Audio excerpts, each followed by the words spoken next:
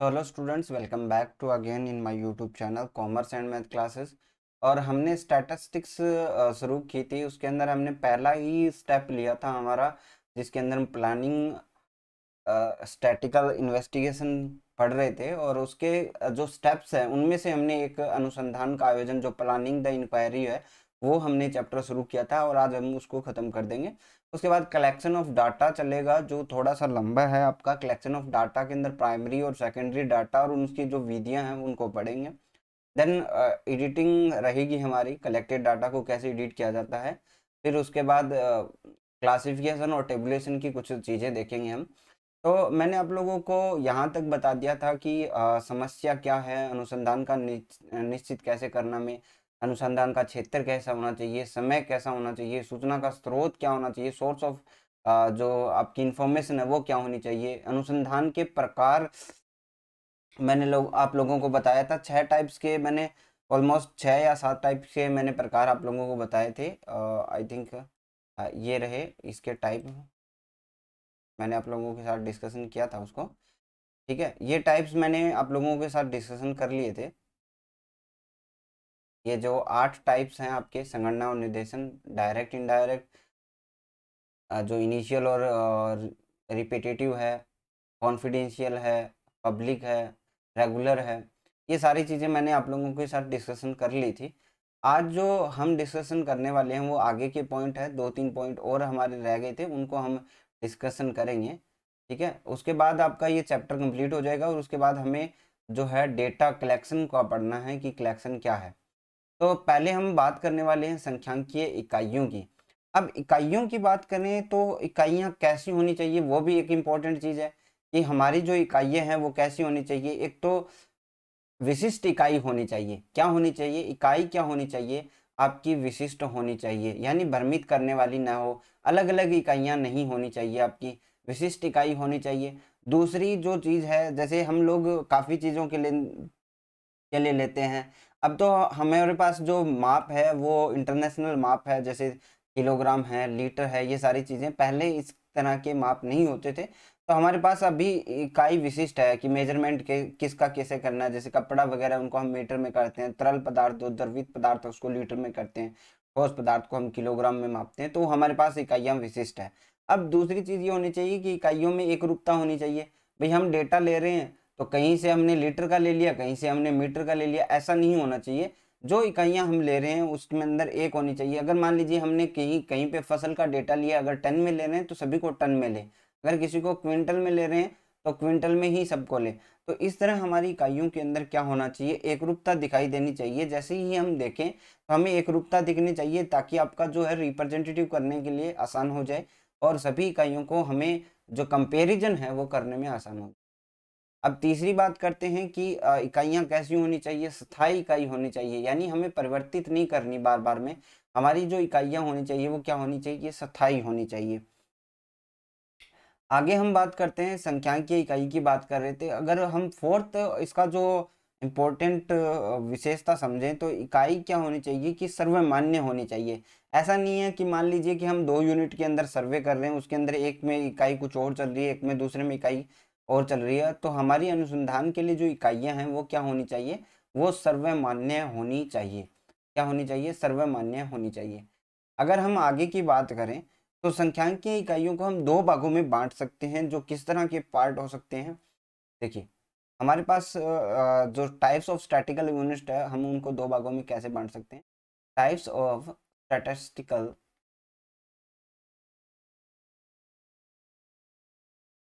Units, ठीक है, इसको हम 2 भागों में बांट सकते हैं। एक तो होता है अनुमान, अनुमान गणना या फिर मापन की इकाई, अनुमान की गणना व मापन की इकाई, मापन की इकाई, ठीक है।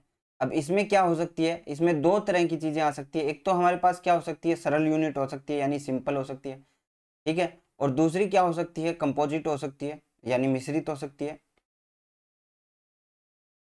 ठीक है। ये तो हो गई सरल, और क्या हो सकती है, मिश्रित हो सकती है। दोनों को ही मैं समझाऊंगा आप लोगों को। पहले आप लोग ये नोट कर लें कि किस तरह की दो इकाइयां हो सकती है हमारे पास। अगर हम दूसरी टाइप देखें तो हमारे पास एक विश्लेषण की इकाई हो सकती है, जिसके अंदर हम क्या करते हैं, एनालिसिस को सुदृढ़ बनाने के लिए हम विश्लेषण की इकाइयां यूज करते हैं। इसके अंदर आपके पास 3 हो सकती है। एक तो रेट हो सकती है आपके पास, दूसरा क्या हो सकता है, रेशियो हो सकता है कि हमने कुछ चीजें रेशियो में निकाली हो, या फिर तीसरा एक टाइप आता है कोफिशिएंट। अब यानी आपके पास गुणांक हो सकते हैं, कोफिशिएंट।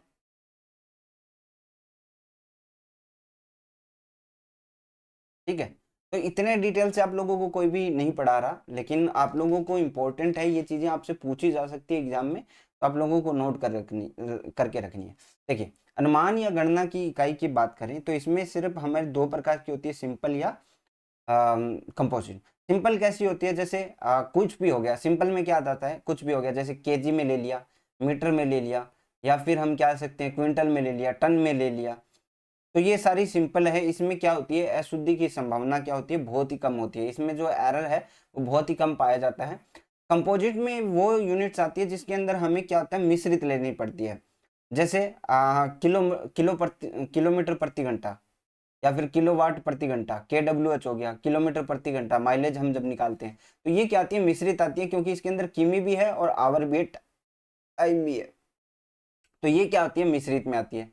अगर हम विश्लेषण की बात करें तो समांक जो संख्यांकीय स्टैटिकल जो डेटा होता है उसकी तुलना और निर्वेचन के लिए हमें क्या करना पड़ता है, एनालिसिस जो और निर्वाचन की जो इकाइयां हैं वो हम यूज करते हैं इंटरप्रिटेशन के लिए।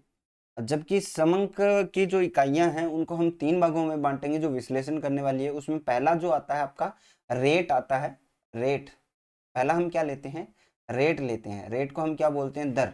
अब जैसे कुछ चीजों के लिए हमें दर के ऊपर लेना पड़ता है कि इतना इतना प्रतिशत है, जैसे जन्म मृत्यु दर है, यानी जन्म बर्थ और जो डेथ बर्थ है और जो डेथ रेट है उसको हम निकालते हैं। तो हम कितने पे निकालते हैं, 1000 पे निकालते हैं। और ब्याज की रेट हो तो हम क्या किस पे निकालते हैं, 100 पे निकालते हैं। तो ये जो होती है वो दर या प्रतिशत कहलाती है। और हम जब बात करेंगे वाइटल स्टैटिस्टिक्स की तब हमें ये चीजें काम में आएगी। तो स्टैटिकल यूनिट के अंदर हम रेट काम में लेते हैं। दूसरा हम रेशियो काम में लेते हैं। जैसे हम रेशियो किस में, आय व्यय में काम लेते हैं। जैसे हम बोल सकते हैं उसकी आय और व्यय का रेशियो 5:4 है, यानी आय हमारी 5 है तो वो खर्चा कितना कर रहा है, 4 कर रहा है। तो इसको हम परसेंटेज में भी ले सकते हैं कि 100% अगर इनकम है तो 80% आपका क्या है, वह है। तो ये एक यूनिट है। कोफिशिएंट हम लेते हैं।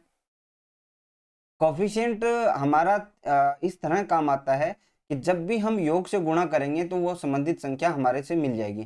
जैसे मैं जो एक एग्जांपल आप लोगों को समझाऊं कि मान लीजिए कि 200 स्टूडेंट है, 200 स्टूडेंट है, और उसमें से अनुत्तीर्ण होने वाले स्टूडेंटों का कोफिशिएंट क्या है, 0.1 है। तो हमें इस योग से अगर इस 0.1 को मल्टीप्लाई करेंगे तो हमें स्टूडेंट की संख्या मिल जाएगी, स्टूडेंट की संख्या मिल जाएगी। जैसे यहाँ पे पॉइंट है तो इसको हटाना है तो हमें बट्टे 10 लगाना पड़ेगा, और यहाँ से 0 से 0 कट जाएगा और 20 से कम 20 हो जाएगा, यानी 20 स्टूडेंट क्या हुए, अनुत्तीर्ण हुए। ठीक है, तो ये क्या आ गया, कोफिशिएंट। यानी अनुत्तीर्ण होने का कोफिशिएंट 0.1 है, और इसकी अगर वैल्यूएशन निकालेंगे योग से हम मल्टीप्लाई करके इसकी वैल्यूएशन निकाल सकते हैं। तो इसी को हम कोफिशिएंट के रूप में यूज करते हैं। अब बात करते हैं नेक्स्ट पॉइंट की, जो आती है आपकी डिग्री ऑफ एक्यूरेसी। इसकी बात करेंगे। 8 पॉइंट था आपका degree of accuracy. Degree of accuracy की बात यहाँ पे ये है कि जब भी हम बात करते हैं संख्यांकी क्या है, अनुमान एवं संभावनाओं का विज्ञान है। ये परिभाषा मैंने आप लोगों को बता दी थी। तो इसके अंदर हमारा जो अनुमान है उसमें गड़बड़ नहीं होनी चाहिए, एक्यूरेसी के साथ हमें ये कार्य करना चाहिए।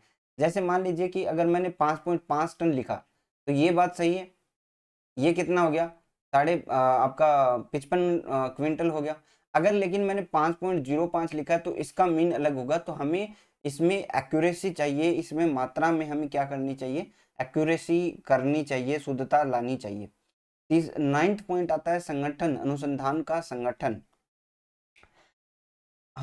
जो अनुसंधान है, जो हम इन्वेस्टिगेशन करने वाले हैं, उसके लिए पूर्व ये निश्चित करना आवश्यक है कि कितने प्रकार के व्यक्ति हमारे पास होंगे और कितने शोधकर्ता हमारे पास जाएंगे, और कितने कितने प्रश्नावली हम रखने वाले हैं, कितने उसके अंदर पर्सन होंगे। सारी चीजें हमें फिक्स होनी चाहिए कि क्या हमारा उत्तरदायित्व है। मतलब मान लीजिए कि एक व्यक्ति को आपने नियुक्त किया, ठीक है, इन्वेस्टिगेशन करने वाले को, तो उसके अधिकार क्या है कि वो क्या क्या कर सकता है, और उत्तरदायित्व क्या है कि उसको क्या क्या निभाना पड़ेगा। तो ये आपको क्लियरली पता होना चाहिए ऑर्गेनाइजेशन जब हम बात करते हैं अनुसंधान की, और उसे ये भी पता होना चाहिए कि आपकी ये प्रश्नावली है, इतने क्वेश्चन होने चाहिए। जैसे जनगणना होने से पहले जो पूर्व एक प्रशिक्षण दिया जाता है, विशेष प्रशिक्षण, उस प्रकार का एक विशेष प्रशिक्षण होना चाहिए। लास्ट आता है कलेक्शन ऑफ डेटा, जिसका हमारा नेक्स्ट पॉइंट भी हम कह सकते हैं। कलेक्शन ऑफ डेटा इसकी नेक्स्ट स्टेप आ जाती है, और इसका ये जो है लास्ट पॉइंट रहता है। तो हमें जो निर्धारण करने के पश्चात जो अनुसंधान करता है, उसका कार्य क्या होता है? समंक को संग्रहण करना, और समंक की किस विधि से हम डाटा कलेक्ट करने वाले हैं, प्रश्नावली में कैसे प्रश्न रखेंगे, समंक संकलन के लिए जो विधियां हैं उसकी क्या क्या विशेषताएं हैं, क्या गुण हैं, इनका कंपैरिजन किया है क्या नहीं करना, या फिर हमारा समंक संग्रहण का कार्य कैसे प्रारंभ करना है, यानी स्टार्ट कैसे करनी है हमें डेटा कलेक्टिंग। तो वो सारी चीजें इसके अंदर आती है। तो ये था एक सिंपल सा टॉपिक, बहुत ही छोटा टॉपिक होता है बट इंपॉर्टेंट होता है। हमने क्या किया, मैंने आप लोगों को बताया कि प्लानिंग ऑफ स्टैटिकल इन्वेस्टिगेशन हम करने वाले हैं, और पूरा का पूरा जो काम है वो यही पे आता है। तो हमने पहला काम किया, क्या किया हमने हमने अनुसंधान का आयोजन किया और उससे रिलेटेड सारे पॉइंट कवर किए। उसके बाद हमारे डाटा कलेक्ट करेंगे, जिसमें आपका क्लासिफिकेशन आ जाएगा। उसके बाद संपादन होगा, वर्गीकरण और सारणीकरण होगा, और प्रस्तुतिकरण आएगा, जिसके अंदर हमें ये सारे डायग्राम वगैरह पढ़ने, और विश्लेषण के अंदर लगभग ऑलमोस्ट सारी चीजें आपकी आ जाएगी जो आपके मेन पॉइंट में लगती है। और निर्वेचन और प्रतिवेदन में फिर आपको और डिटेल से पढ़ना है। तो सारी चीजें इसी के अंदर समायोजित होती है। आप ये मान सकते हो कि स्टार्टिंग से हमने एक डेटा को लिया है और उसका हम सारी प्रक्रियाओं में से गुजरना है।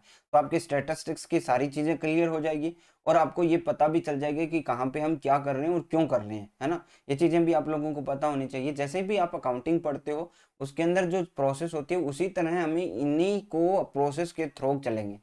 अब इसके जो क्वेश्चंस है, अब मैं बात करूंगा जो एमसीक्यूज है, वो मैं आप लोगों को कोर्स के अंदर, एमसीक्यू कोर्स के अंदर करवा दूंगा। और जहां पे मुझे लगेगा कि ये चीज, ये पॉइंट आपको नहीं बताया हुआ, मैं वो पॉइंट बता दूंगा। और सारे जो जितने भी है, पहला दूसरा तीसरा चैप्टर तक, तो जो आपका जो है वो सारे क्वेश्चंस आप लोगों को एक साथ करवा दूंगा। और जिन्होंने स्टूडेंट ने कोर्स नहीं लिया वो कोर्स ले सकते हैं, नीचे व्हाट्सएप पे नंबर है, आप मुझे मैसेज छोड़ के पूछ सकते हैं कोर्सेज के बारे में। आज के लिए बस इतना ही। इसके जो क्वेश्चंस हैं वो कल वाली क्लास में मैं आप लोगों को करवाऊंगा, जो कि टीचमेंट पे होगी, ठीक है। और टेस्ट में भी मैं इन सभी के क्वेश्चंस लेके आऊंगा, आप टेंशन मत लो। सारी चीजें आपकी क्लियर होगी। आपका कलेक्शन ऑफ डेटा तक हम पहुंच गए हैं, कलेक्शन ऑफ डेटा के अंदर ऑलमोस्ट सारी चीजें आपकी कवर हो जाएगी। ये कोर्स आपके लिए हर चीज में बेनिफिशियल रहेगा, ये मैं पहले ही बता देता हूं। आज के लिए बस इतना ही। Thank you, bye, have a nice.